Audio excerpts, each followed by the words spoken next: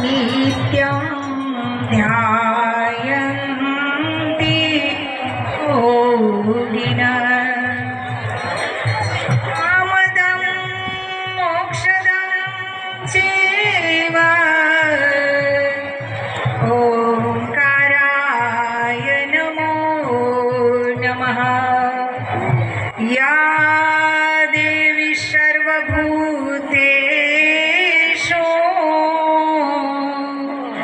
मातृरूपेण संस्थिता नमस्तस्यै नमस्तस्यै नमस्तस्यै नमो नमः नमस्तस्यै नमो नमः। देवाधिदेव महादेव मडुलीवाड़ा महात्मा महादेवना चरणों में कोटि कोटि प्रणाम। बापा बजरंगदासना चरणों में कोटि कोटि प्रणाम। धारपीपळा मध्य आज ज्यारे 11मो समूह लग्नोत्सव है एनी अंदर मंच पर बिराजमान सर्वे संतो અને ખાસ કરીને આપ સર્વે કે 61 દીકરીઓના જે માવતર છે એ બધાને ખૂબ ખૂબ ધન્યવાદ। કારણ કે આવા પ્રસંગની અંદર જો આપ ન જોડાયા હોત તો પછી અહીંયા કોણ હોત। એટલે તમારી પાછળ અમે બધા છીએ, તો આપ સર્વેનો ખૂબ ખૂબ ધન્યવાદ। એક ભગવાન કૃષ્ણની વાત કે જ્યારે જ્યારે સમૂહ લગ્ન હોય અથવા તો કોઈ પણના આંગણે દીકરીઓના લગ્ન હોય અને ત્યારે એ વરકન્યાને રાધા અને કૃષ્ણની તસવીર એને ભેટમાં આપવામાં આવે છે। આપણને કદાચ એ સમયે વિચાર એ આવે કે રાધા અને કૃષ્ણના તો વિવાહ પણ સંપન્ન થયા નહોતા। ભગવાન કૃષ્ણને 16,108 કન્યા સાથે વિવાહ થયા હતા, પણ રાધાજી સાથે નથી થયા। અને છતાં પણ રાધા અને કૃષ્ણની તસવીર આ વરકન્યાને ભેટ આપવામાં આવે છે। પણ એની પાછળ આજે પ્રભુતામાં પગલાં પાડતા દરેક દંપતીઓને વિચારવાનું છે કે ભગવાન કૃષ્ણ એ ત્યાગની મૂર્તિ છે અને રાધા છે એ પ્રેમની મૂર્તિ છે। એટલે આજથી તમે જે પ્રભુતામાં પગલાં માંડો છો એની અંદર જેટલો પ્રેમ મહત્વનો છે એટલો જ તમારો ત્યાગ પણ મહત્વનો છે। જ્યારે પ્રેમ અને ત્યાગ આ બંને જ્યારે એક સાથે ચાલશે ને ત્યારે તમારું દાંપત્ય જીવન ખૂબ સુખી થશે। આજે એક દીકરી જે બાપના ઘરમાં 20 વર્ષથી જે આનંદથી રમતી હતી, કૂલતી હતી, ખેલતી હતી, એ સમય આજે વિદાયનો હવે આવ્યો છે। આ જગતની અંદર કોઈ એવો બાપ નહીં હોય કે જ્યારે પોતાની દીકરીને સાસરે મોકલતા હોય અને એ બાપ કદાચ મૂછે લીંબુ લટકાવતો હોય, પણ જ્યારે આ દીકરી જ્યારે સાસરે જતી હોય ને ત્યારે બાપ એ દીકરીને જ્યારે વિદાય પ્રસંગ હોય, એને વિદાય આપતો હોય અને ત્યારે એની બાપની આંખ ભીની ન થઈ હોય એવો આ ધરતીનો એક પણ દાખલો નથી. અને આજે આ દીકરીઓ ક્યાં પહોંચી છે?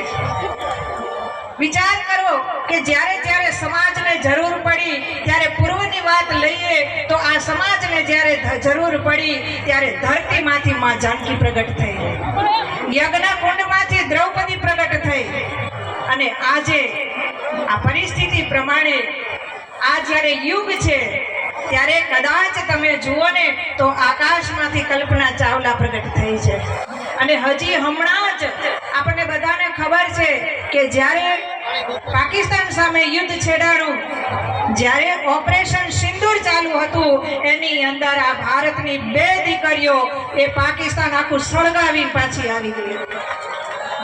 તો આવી આ દીકરીઓ પણ કદાચ ગમે એટલું વીરતાનું કામ કરતી હોય, ગમે એવી મોટી એસી ઓફિસમાં બેસીને કામ કરતી હોય, પણ અંતે એ દીકરીને સાસરે તો જરૂર જવું પડે છે. અને આ દીકરી એ મમતાની મૂર્ત છે, આ દીકરી એ પ્રેમની પૂતળી છે. અને એટલા માટે એક નાનું એવું દ્રષ્ટાંત આપીશ. ખૂબ મોડું થયું છે પણ દ્રષ્ટાંત ખૂબ સમજવા જેવું છે. આ દીકરીઓને લાગુ પડે છે એટલા માટે કે અમારી પાંચાળની ભૂમિ સૌરાષ્ટ્રની અંદર, અને એની અંદર એક ભાઈ જેનું નામ દુલા રણછોડ. આ દુલા રણછોડે એની આત્મકથાની અંદર આ હું જે કંઈ વાત કહેવા જઈ રહી છું એ બધું એને ટપકાવેલું છે. એની આત્મકથાની અંદર એવું લખ્યું છે કે 3 પેઢીથી અમારો ધંધો વ્યાજનો ધંધો હતો.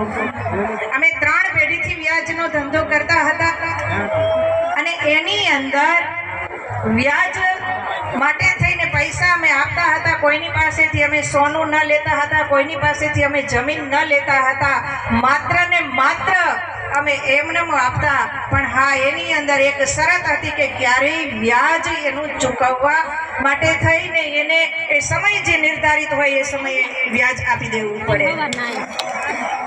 એક ખંભાળા ગામ, એની અંદર ધનજી નાનજી કરીને એક ભાઈ રહે ને એને કોઈ જરૂર હતી અને આ દુલાભાઈ પાસેથી એને વ્યાજના રૂપિયા લીધેલા. સમય થયો, આ ભાઈ દુલાભાઈએ એની આત્મકથામાં લખ્યું છે કે હું મારું લાલ બુલેટ લઈ અને વ્યાજની ઉઘરાણી કરવા નીકળતો. મારી સાથે 2 જીપ્સી ગાડી રહેતી, એની અંદર લાકડી તમામ હથિયારો રહેતા અને વ્યાજ માટે કોઈ જો કાંઈ કરે તો મારા માણસો તૈયાર રહેતા. હવે એક સમયે ખંભાળા ગામમાં જ્યારે એ વ્યાજની ઉઘરાણી કરવા માટે જાય છે, એના માણસને પૂછ્યું કે એને જાણ કરી દીધી છે કે હું જવાનો છું? કે હા. ખંભાળા ગામમાં પહોંચ્યા, ગામની અંદર પૂછી લીધું કે ધનજી નાનજી ક્યાં રહે છે? એની ડેલીએ ગયા અને જ્યાં અંદર નજર કરી તો સાવ નાની એવી ઝૂંપડી, આજ પડું કાલ પડું, આજ પડું કાલ પડું એવી ઝૂંપડી. અને એની અંદર નજર કાઢી તો એક લીમડો છે, લીમડાના વૃક્ષ નીચે એક ખાટલો છે અને એ ખાટલામાં એક ડોશીમાં અને બેઠા બેઠા ઉધરસ થાય છે. અને બાજુમાં નાની એવી 7 વર્ષની દીકરી એની પાટી અને પેન લઈ અને એ લેસન કરી રહી છે. આ બાજુ એ દુલાભાઈએ પ્રવેશ કર્યો કે ધનજી નાનજીનું ઘર આ? કે હા. એ બેને આવીને જવાબ આપ્યો કે તમારા પતિ થાય છે? તો કે હા. એમને બારે મોકલો. તો કે આવી શકે એમ નથી, એમની ખૂબ તબિયત નાજુક છે. કે પણ એમને વાત કરો કે મારો નિયમ છે, હું ક્યારેય વ્યાજ લીધા સિવાય પાછો જતો નથી. અને એટલા માટે થઈ અને બીમાર હાલતમાં એ ધનજીભાઈ બહાર નીકળે છે અને 2 હાથ જોડીને વિનંતી કરે છે કે હું અત્યારે આપને વ્યાજ આપી શકું એવી મારી હાલત નથી. મારી પત્નીના 2 ઓપરેશન થયા છે, મારા આંગણામાં મારી માં બીમાર છે અને મારી કોઈ સ્થિતિ નથી કે તમને તો મૂડી તો શું પણ તમને વ્યાજ પણ આપી શકું એવી મારી